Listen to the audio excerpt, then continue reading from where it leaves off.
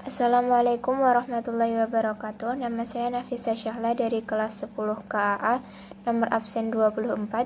Di sini saya akan mempresentasikan tentang membuat larutan MgNO32 0,5 N sebanyak 500 ml dari MgNO32 6H2O.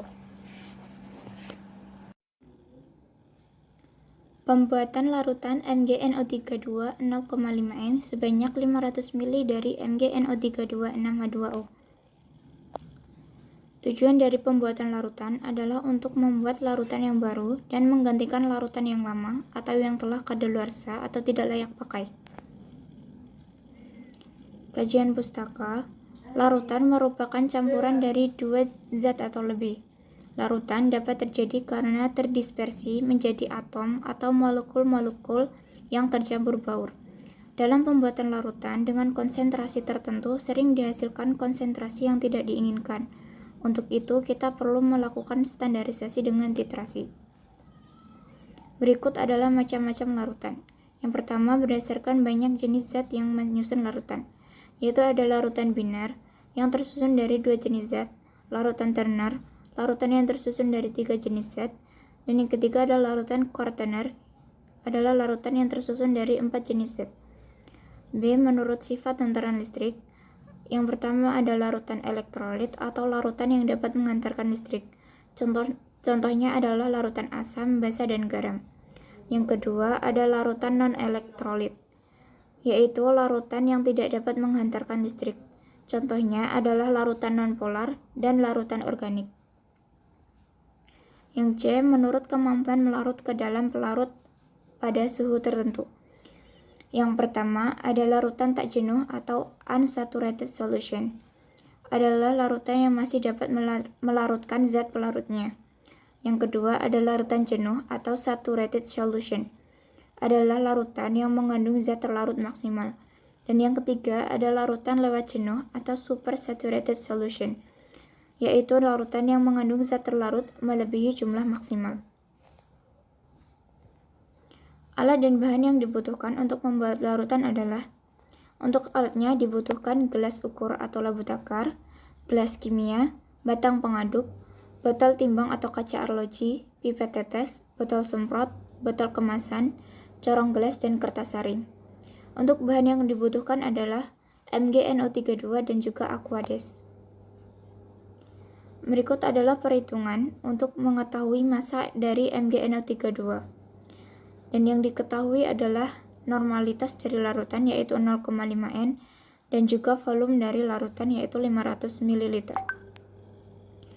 Yang pertama, kita mencari MR dari MgNO32 6H2O. Kita masukkan AR dari MgNO32. Kita masukkan MR NO32 6H2O dan diketahui MR MgNO32 6H2O yaitu 256 gram per mol. Lalu kita mencari BE. Rumusnya adalah MR dibagi valensi, dan valensi dari MgNO32 adalah 2. Berarti MR yang sudah diketahui yaitu 256 gram per mol dibagi 2, dan hasilnya adalah 128.